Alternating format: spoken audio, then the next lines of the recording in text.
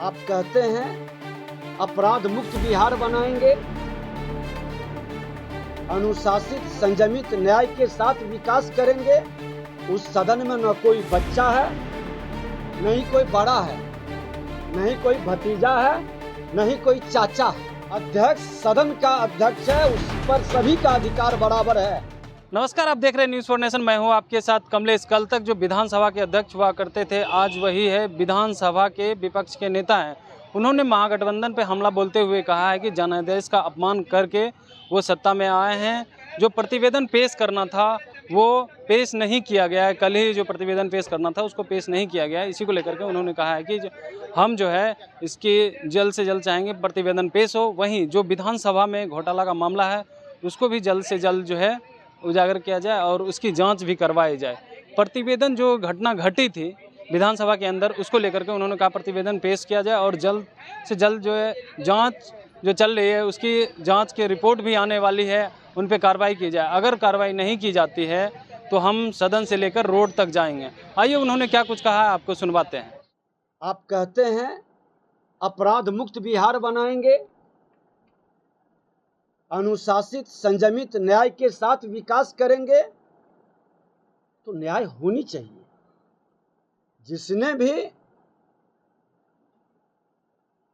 संवैधानिक नियम को तार-तार किया है,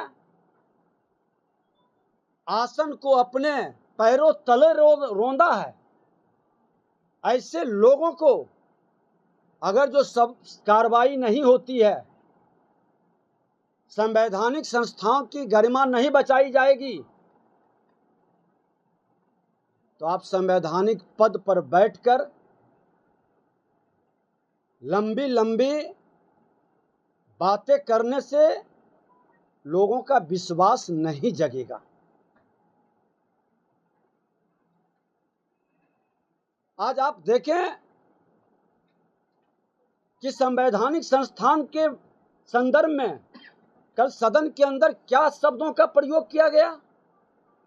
आप संवैधानिक पद पर बैठे हैं, अपने पद की गरिमा का मर्यादा रखें, शालीनता के साथ भी अपनी बात को कही जा सकती है। मेरे मन के अंदर भी कई चोट लगा।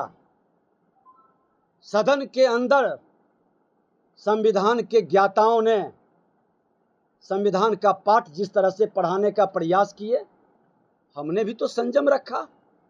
हमने उस पद की जो हमारे सदन के नेता थे,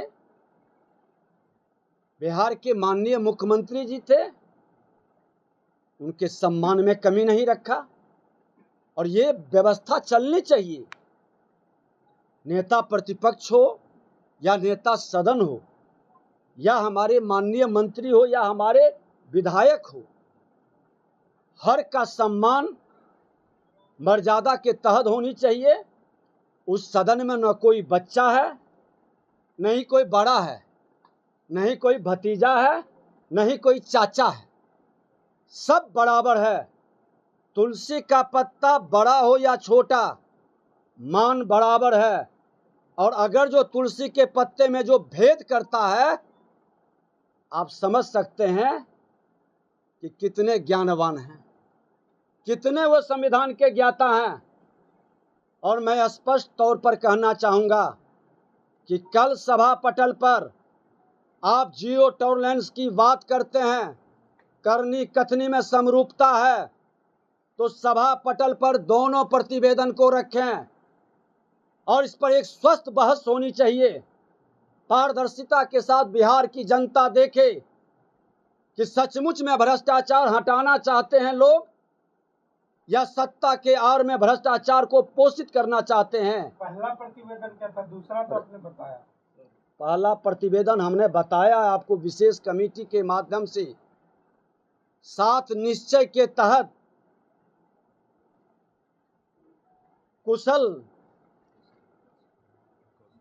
कौशल विकास का, बच्चों को कुशल करने का कार्यक्रम जो संस्था श्रम संसाधन विभाग से चलाई गई है, उसके संदर्भ में था।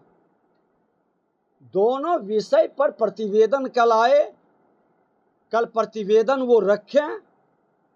बिहार के लोग प्रतीक्षा कर रहा है कि एक सशक्त विपक्ष मिलना चाहिए। मैं भरोसा दिलाता हूं कि सरकार के अच्छे कामों का और सरकार की घोषित नीति का, भ्रष्टाचार में जीरो टॉलरेंस को प्रतिपक्ष उतारेगा जमीन तक, ब्लॉक से थाना तक, हर विभाग तक। मुख्यमंत्री जी, प्रतिपक्ष को आप सिर्फ ईमानदारी से उत्साहित करें।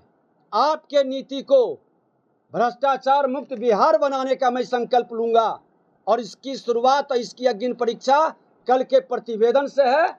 इस प्रतिवेदन को आप सभा पटल पर रखें। क्या करेंगे सर अगर मान लीजिए अगर नई सरकार मानती है तो क्या करेंगे आप लोग? उसके बाद फिर आपसे मिलेंगे। हमारा करनी कथनी में अंतर नहीं है। हम संवैधानिक संस्था का सम्मान करते हैं। आज आपने देखा कि जब हमारी अध्यक्षता की बात आई, विधानसभा के अध्यक्ष बनने के लिए, लोग जानते थे कि मेरा बहुमत है, फिर भी लोगों ने उम्मीदवार खड़ा किया। चुनाव भी हुआ 52 वर्ष के बाद विधानसभा के अंदर। हम चुने भी गए। संवैधानिक संस्था और संवैधानिक पद पर बैठाने के लिए नेता सदन और नेता प्रतिपक्ष दोनों आए। लेकिन कितना अच्छा माहौल होता कि अध्यक्ष किसी दल का नहीं होता है, अध्यक्ष सदन का अध्यक्ष है, उस पर सभी का अधिकार बराबर है। और हमने, हमारी पार्टी ने, हमारे सब लोगों ने मिलकर निर्णय लिया कि अध्यक्ष के उम्मीदवारी पर हम सर्वसम्मति बनाएंगे। हम भी सहयोग करेंगे, मदद करेंगे। विधानसभा के अंदर अपने दलीय नेताओं के साथ सब लोगों के भाव को लेकर हम संवैधानिक मर्यादा का पालन करते हैं।